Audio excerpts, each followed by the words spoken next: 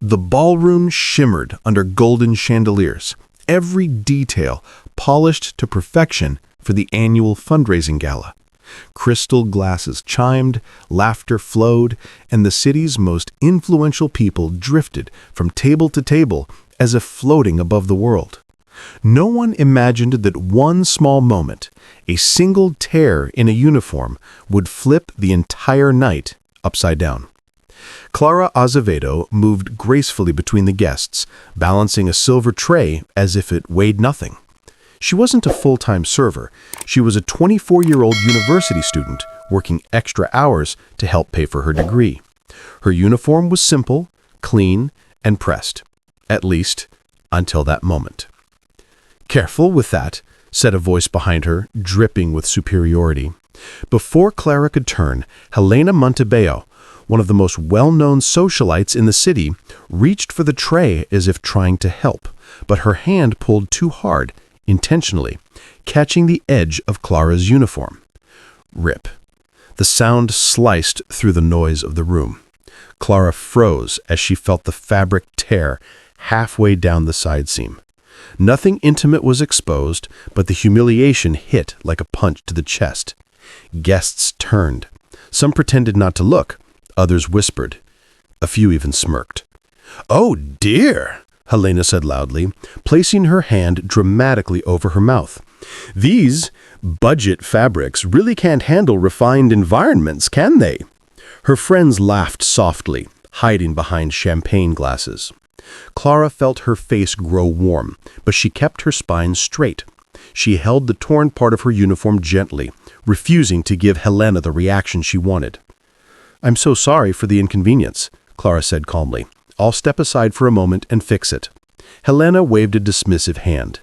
"No need to apologize, sweetheart. Accidents happen when people aren't used to events of this level." But Clara noticed something Helena didn't. A pair of eyes watching everything from across the room. Marcelo Montebello, Helena's husband, observed the entire scene with an expression that didn't match the crowd's amusement, not laughter, not embarrassment, something else entirely. And Clara felt, for the first time that night, that this humiliation wasn't going to end the way Helena expected. Clara slipped into the service hallway, holding the torn side of her uniform together while trying to steady her breath. She wasn't angry, not yet. She had learned long ago that reacting emotionally only fed people like Helena. Instead, she focused on fixing the damage quickly. But fate wasn't planning to give her that chance. The moment Clara stepped back into the ballroom, Helena was already surrounded by a circle of elegantly dressed acquaintances. Their sparkling jewelry and perfectly curated smiles made the scene look harmless from a distance, until Clara got close enough to hear the words. "I mean, honestly," Helena said in a theatrical tone, "how does someone like that end up working such a high-level event? There should be better screening. Standards matter." A few women nodded, eager to stay in Helena's good graces. Clara continued walking, setting fresh glasses on a nearby table. She wasn't trying to listen, but Helena wanted everyone to hear. "It's just chaotic," Helena went on. "People who aren't used to refined environments tend to fumble. That tear? Completely predictable." The laughter that followed wasn't loud, but sharp enough to sting. Clara placed the glasses down carefully, pretending her hands weren't trembling. She had endured worse insults in her life, but hearing them spoken so casually, so publicly, reopened wounds she thought she had already healed. As she turned to move away, Helena raised her voice again. "Oh, look, she came back. Very determined, isn't she? Probably really needs the money. How admirable." Clara paused, refusing to let the sarcasm land. She looked Helena directly in the eyes, not defiant, but steady. "I always finish what I start," Clara said with a polite nod. For a moment, Helena's smile faltered. From across the room, Marcelo Montebello watched the entire exchange. His gaze had sharpened, no longer just curious, but analytical, as if he were assessing two completely different women, one who carried herself with cruelty, and another who carried herself with unshakable dignity despite humiliation. It was clear that the night was only beginning, and Helena had no idea how deeply she had miscalculated. International dishes. "Since you're assisting," Helena said loudly, "please read the dinner selections for us. Out loud. I want to be certain the staff understands what's being served." The underlying message was clear. She wanted Clara to stumble, to mispronounce, to expose herself. A few guests exchanged uncomfortable looks. Others leaned in, intrigued. Clara accepted the menu with steady hands. Inside, her heart hammered, but not from fear, from anticipation. She glanced at Helena, who smirked with full confidence that this would be the final blow. Then Clara began reading. Her voice flowed with clarity and elegance. Braised veal in white wine reduction. Handcrafted ravioli with sage butter. Prime filet topped with rosemary glaze. The murmurs started immediately, not at Clara, but at Helena. Clara didn't miss a single accent mark, a single foreign term, not a single detail. Her pronunciation was flawless, not just adequate. It was professional.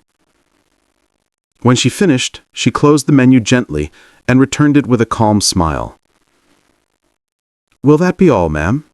she asked softly. Helena's smile evaporated. Her eyes widened, searching for something to say, but every word seemed to choke on her tongue. Around them, the guests exchanged glances of surprise. This wasn't what they expected. This wasn't what Helena expected. Across the room, Marcello Montebello sat straighter in his chair, astonished. The young woman his wife had tried so hard to embarrass had just displayed more poise and intelligence than half the room. In that moment, the shift happened. The balance changed. Helena had attempted to expose Clara, but she had only exposed herself. Marcello Montebello had spent years attending events like this, fundraisers, galas, business dinners where every smile was calculated and every handshake was strategic. He had learned to read people the way others read stock charts. One glance, one tone of voice, one forced laugh, and he could spot sincerity or arrogance instantly. Tonight, however, he wasn't analyzing a business partner. He was analyzing his own wife. Helena stood frozen, her flawless expression cracking for the first time all night. The richly dressed circle around her had grown awkwardly quiet, their amusement replaced with unease. Clara, meanwhile, simply nodded politely and stepped aside. Her posture was still elegant, despite the tear in her uniform. Marcello rose from his seat. He didn't rush. He walked slowly, deliberately, allowing his steps to echo lightly across the polished floor. Guests glanced his way, sensing something important was about to happen. He stopped beside Helena. "Everything all right here?" he asked calmly. But those aren't on her. They were on Clara. Helena flashed a tight smile. "Perfectly fine, darling. Just ensuring the staff keeps up with the level of tonight's event." Marcello's gaze sharpened. "That wasn't what I saw," he said, quietly. Helena's smile faltered. Clara lowered her eyes respectfully, but not in shame, simply to avoid fueling the tension. Marcello continued, his voice measured. "I watched the entire exchange, and from where I stood, the only person exhibiting professionalism was her." Helena blinked, stunned. Guests exchanged whispers like sparks catching fire. Before she could recover, Marcello turned to Clara. "You handled yourself with impressive composure," he said. "Thank you for maintaining the dignity of this event." Clara met his eyes, just briefly, and saw no pity, no condescension, only respect. "Thank you, sir," she replied softly. Helena felt the shift like a slap. For years, she had been the untouchable queen of social gatherings. Tonight, for the first time, She wasn't the center of admiration, and she blamed Clara for that. As Marcello returned to his seat, Helena's jaw tightened and a cold fire lit behind her eyes. Humiliation had made her reckless, but jealousy was about to make her dangerous. The night wasn't over, not even close. Clara slipped into the elegant restroom, finally away from the stares, the whispers, and the awkward silence she had unintentionally created in the ballroom. She closed the door gently behind her and leaned on the marble counter, letting out a shaky breath. She wasn't shaking from fear. She was shaking from control. The kind of trembling that comes after you've held yourself together for too long. She looked at the torn side of her uniform in the mirror. It wasn't revealing, but it was symbolic. A reminder that some people didn't see her as a person, only as someone they could tear down.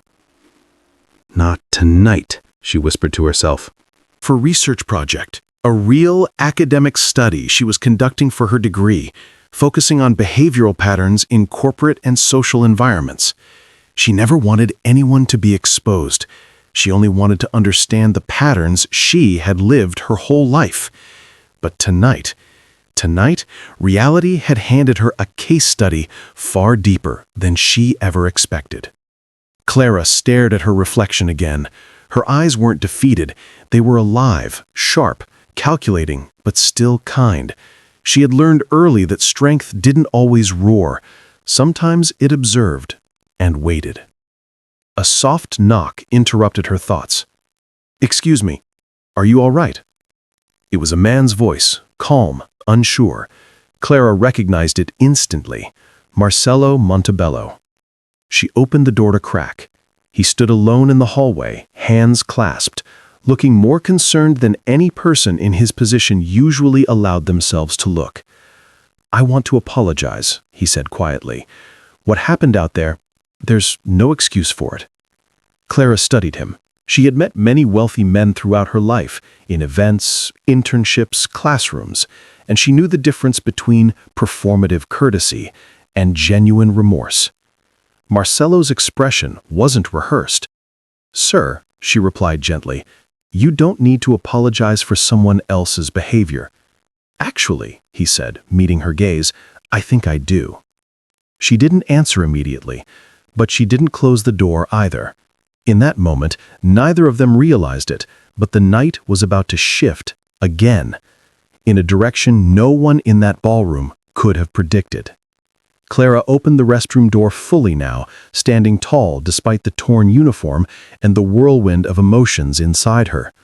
Marcello stepped back respectfully, giving her space, a detail she immediately noticed. Wealthy people rarely stepped back. "Clara," he said gently, "may I ask you something directly?" She nodded, cautious but curious. "You're not really just a server, are you?" Clara felt a small, involuntary smile tug at her lips, not mocking, simply honest. "What makes you say that?" she asked. "Your posture, your articulation, your composure under pressure, and the way you read that menu. That wasn't memorization, that was fluency." Clara hesitated, then decided there was no harm in telling the truth. "I'm a university student, final year. I work events like this to help pay for my classes." Marcello took a slow breath, as if absorbing each word carefully. "What's your field of study?" "Organizational development and corporate behavior. I'm focusing on how leadership and internal culture affect decision-making." Marcello's eyebrows lifted slightly, impressed. "That explains a lot," he murmured. Clara watched him closely. She still didn't understand why he cared this much, but she could feel the sincerity radiating from him, an authenticity rare to find in rooms filled with diamonds and power. "Clara," he began, leaning in just enough to speak softly, "my company has been facing serious internal issues related to culture, team morale, and fairness. Our board wants real change, not cosmetic adjustments." She listened, instinctively slipping into her analytical mode. "And?" she asked. "I need someone qualified to lead an internal review, someone who understands the difference between behavior and intention. someone who can observe patterns the way you clearly do. Clara blinked. You want me to consult for your company?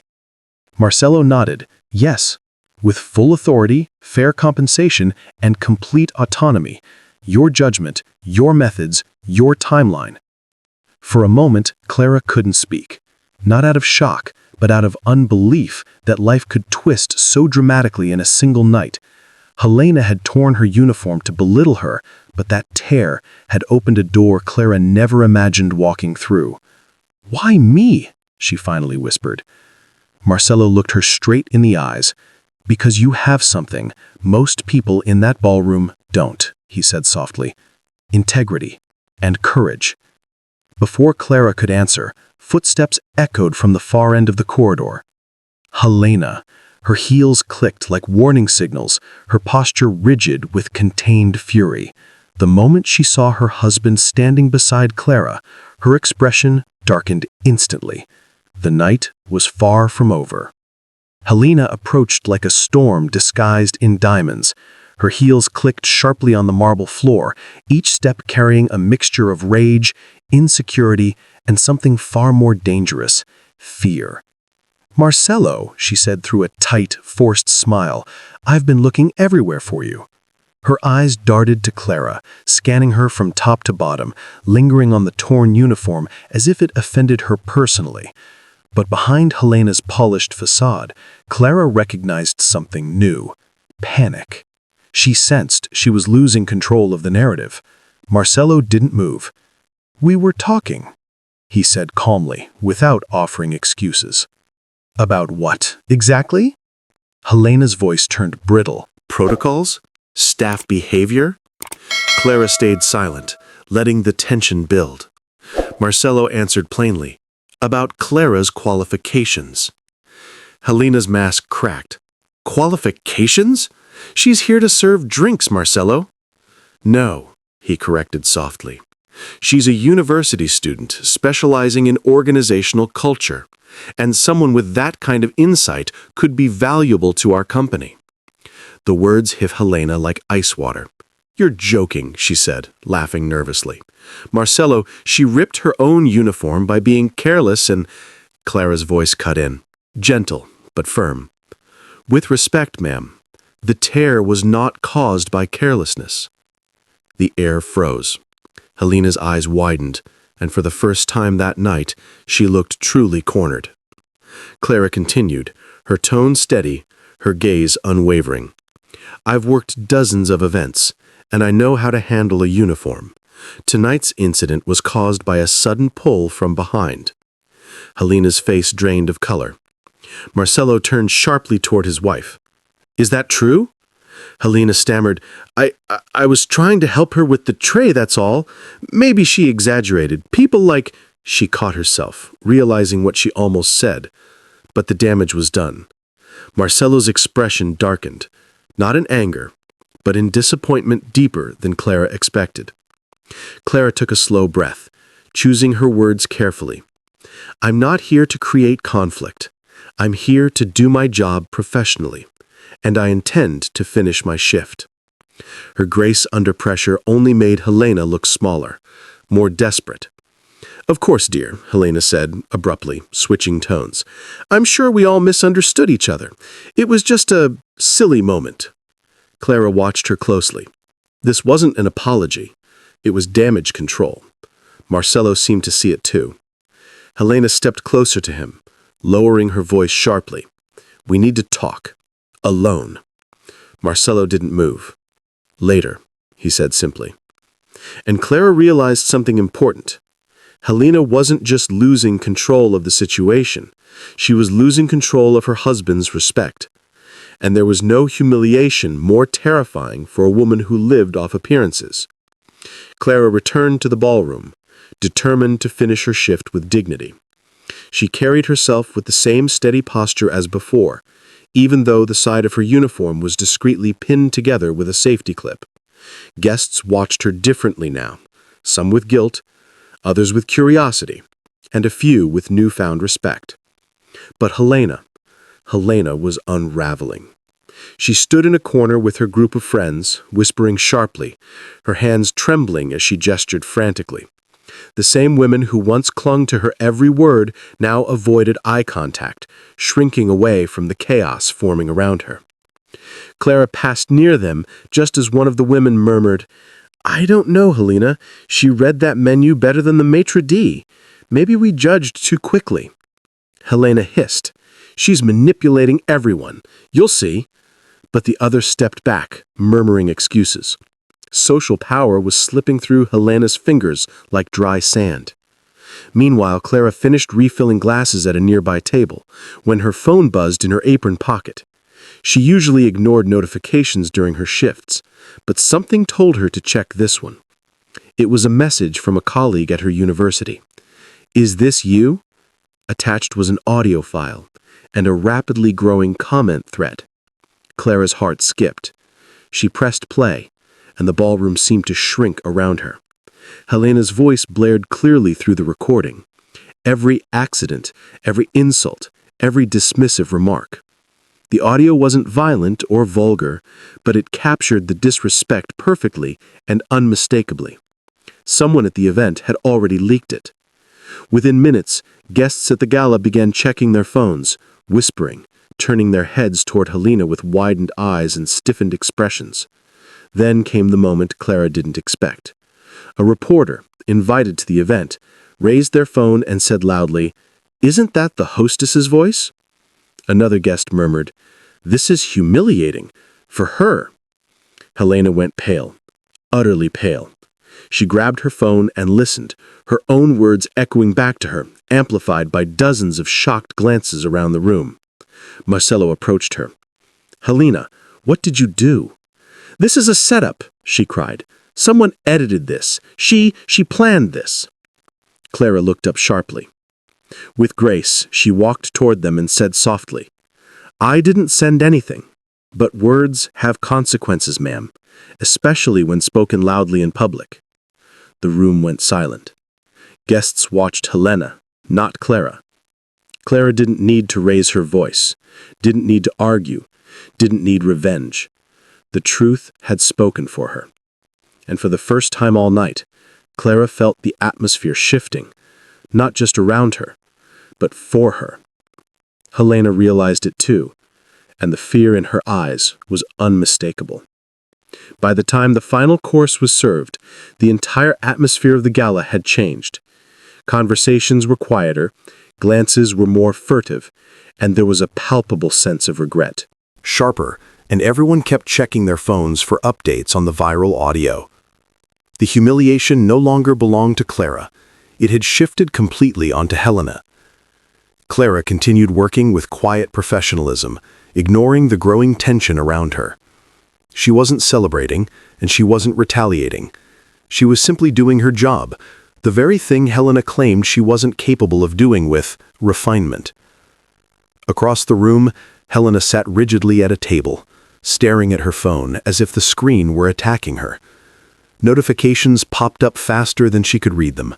Messages from friends, acquaintances, event partners, all distancing themselves. One guest leaned toward another and whispered, "I didn't realize she could be so unkind." Another replied, "I always wondered. Sometimes these events reveal more than they intend." Helena placed her phone face down, hands trembling. Marcello approached her with a solemn expression. She looked up, desperate. "Marcello, you need to fix this," she whispered urgently. "Call someone. Get the audio removed. Do something." He placed both hands on the back of the empty chair opposite her, but didn't sit. "Helena," he said quietly, "I can't fix something you did." "You're choosing her side?" she hissed. "I'm choosing integrity, something you seem to have forgotten." Clara overheard only fragments, but the disappointment in Marcello's voice was unmistakable. Later that night, after the guests began leaving, Marcello approached Clara once more. "Clara," he said gently, "I know tonight was overwhelming, but my offer still stands. I want you to join us as a consultant. We need someone with your perspective. Clara hesitated. The opportunity was enormous, but she didn't want to accept anything based on sympathy or scandal.